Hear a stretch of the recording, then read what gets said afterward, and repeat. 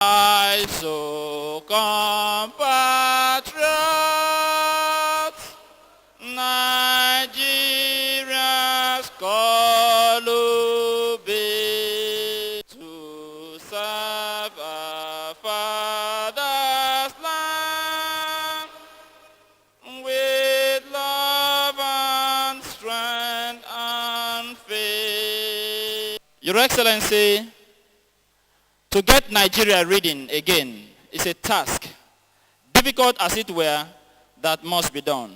The Rainbow Book Club, in consultation with stakeholders in the literary business, has invited us here under the aegis of the Garden City Literary Festival 2008 to feel the passion, the thoughts, and visions of our own Writers Without Borders.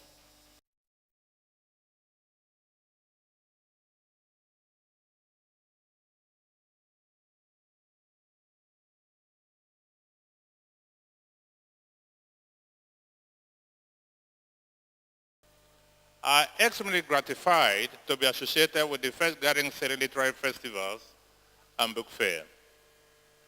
More gratifying is the fact that this landmark event is being hosted by the University of Port Harcourt, which is home to a long list of distinguished literary icons. Occasions such as the Garden City Literary Festival provide literary workers and the general public a unique opportunity to re-examine our cultural values and disappearing reading habit.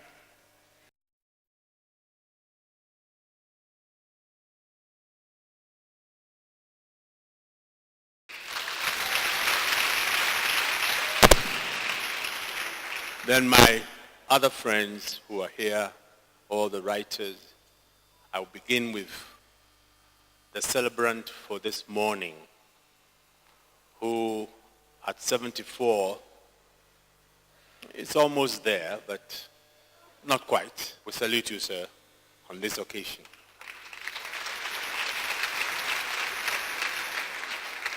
Wole, nice seeing you.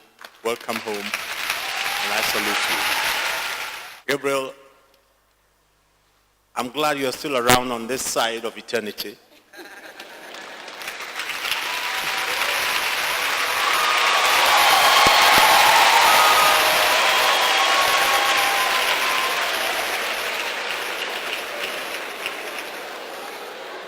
I salute you.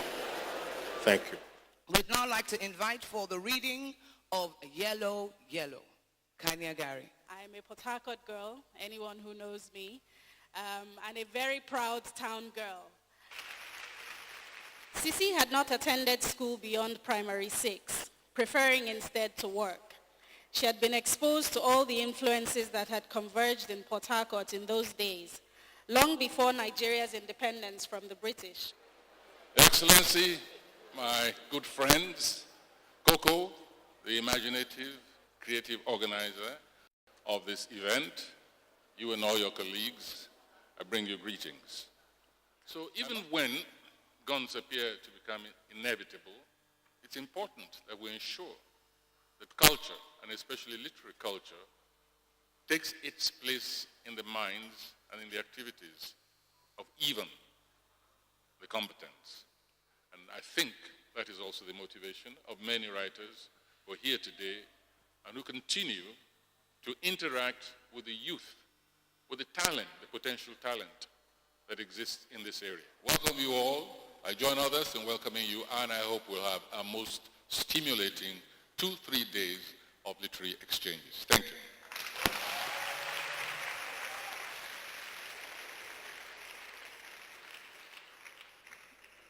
But I'm going to make a point of a group of writers, and those are members of the Fourth Estate, publishers, facilitators, our special guests, participants, and finally, students of all ages. We never stop to learn. So we are all students in one way or another, even if we're not in university. The thanks of the Rainbow Book Club go first of all to the Executive Governor of Rivers State, whose idea it was to have this literary festival and whose government has made it possible. I would like to beg for more careful editing of the written word.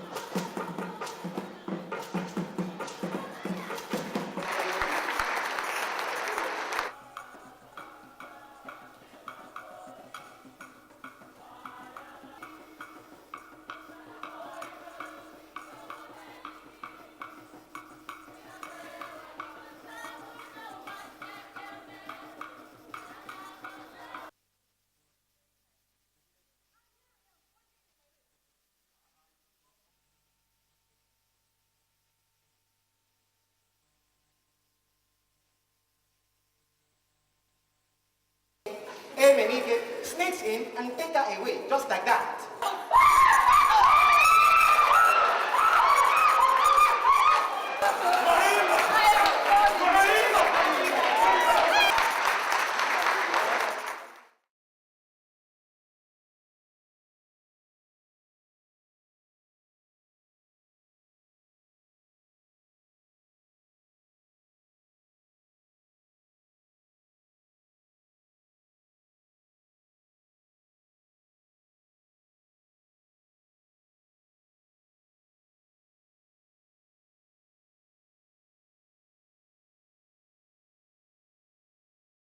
The purpose of our gathering this morning is to talk literature. And we're going to listen to some brilliant panelists. I've had the excitement of meeting a number of young people, aspiring writers. I've even gone through some scripts of aspiring writers, and hopefully I'll be interacting with some of those who submitted their scripts on a more intimate level. We have here writers and critics from different parts of the world. So let the symposium begin. Thank you.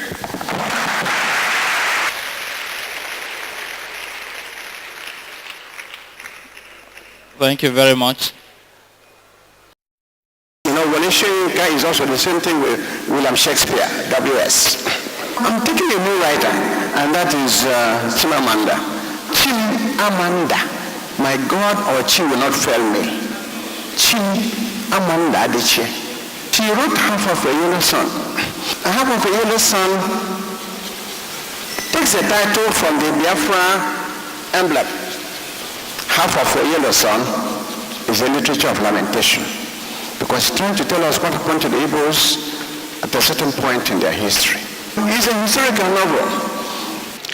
So, strictly speaking, Black American writers as representatives of Black Americans are not without borders.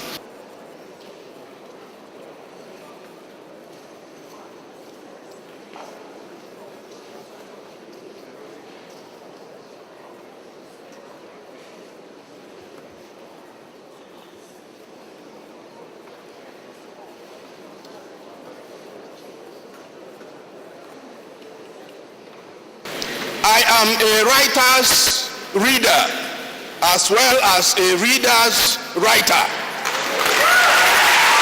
I am yet to see a Nigerian writer who has been made very popular by Nigerian critics So Wole Soyinka needs no introduction. What I want is those of you who have questions about the craft of writing, about Professor Soyinka's life as a writer, as an artist, should please form a quick line along the central aisle. And as I call on you, you ask your question of him and get a response.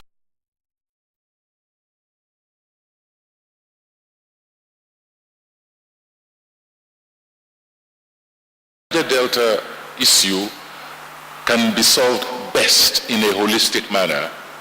But the same questions are being asked. To whom belongs primarily the wealth of the land?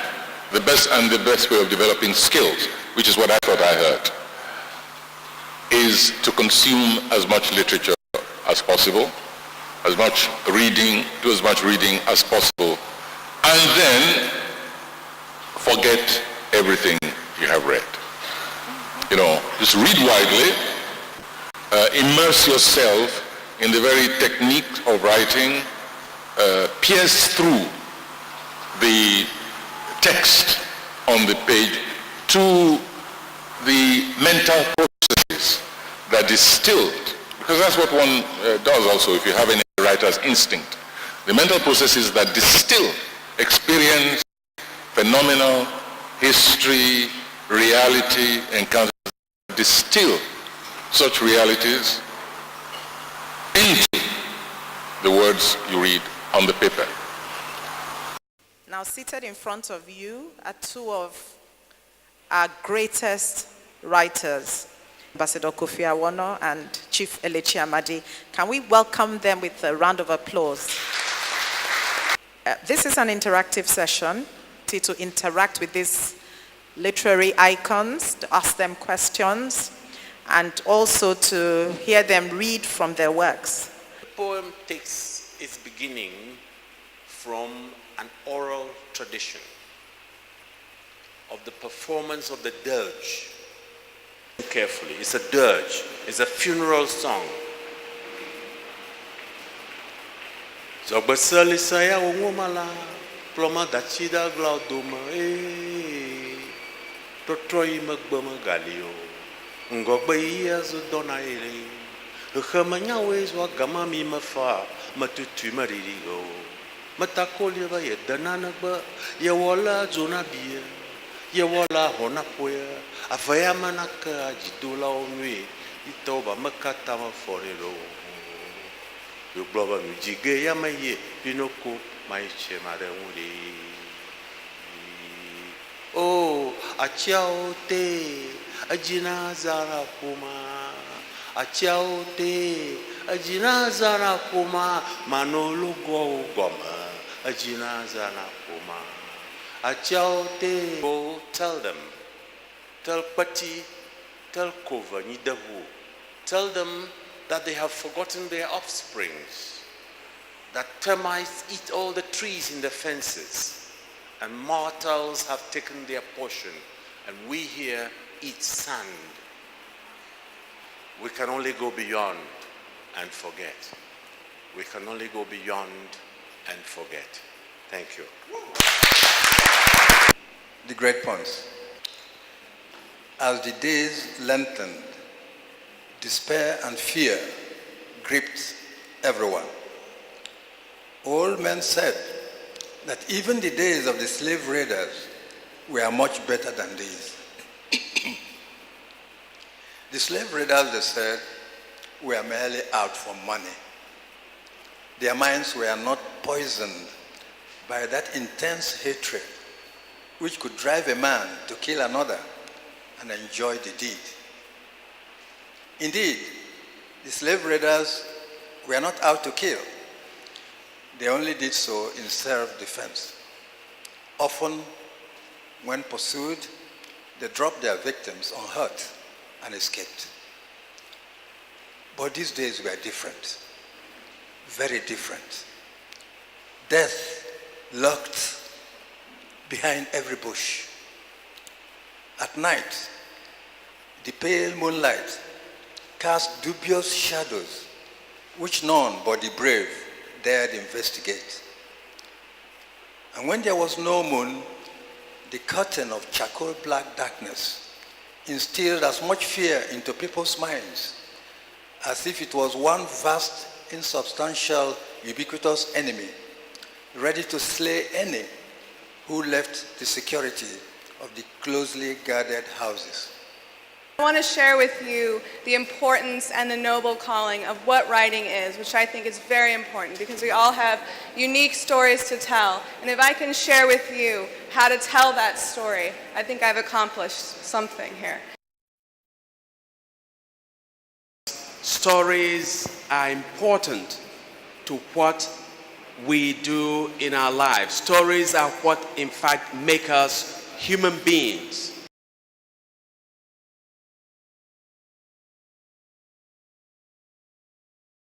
The first thing is never be afraid to ask questions. If you don't understand, ask. Whether it's in school, whether it's at home, ask questions. And the second thing they said to me was to make your books your best friend. Let your books be your best friend because it's the cheapest way to explore life. It's the cheapest way to travel. It's the cheapest way to leave your environment. And also it keeps you out of trouble. We are trying to encourage young people to read and to write. And what we are trying to do is to encourage writers to come together, to encourage each other, and also to compare notes. We are trying to encourage schools to have reading corners. I like to have interactive sessions, especially when I'm with the children. As you grow up, it is good to get education because you get to know more and more things that will help you in your activities in life. And on behalf of my humble self and the good women of Rivers State, we will make this presentation, sir. Something that is wise counsel, and I commend to all those who want to publish books here, could actually try by sending a bit of it, a bit of your story, to an online publisher, for instance, or to an anthology of short stories. You know, because there are several people who are doing things like that. We're looking for works of fiction, for instance, that treat the social issues, but treat them in a creative and an interesting an engaging way. I'd like to see the manuscript. I'd like, before I can decide, make up my mind whether or not it's publishable.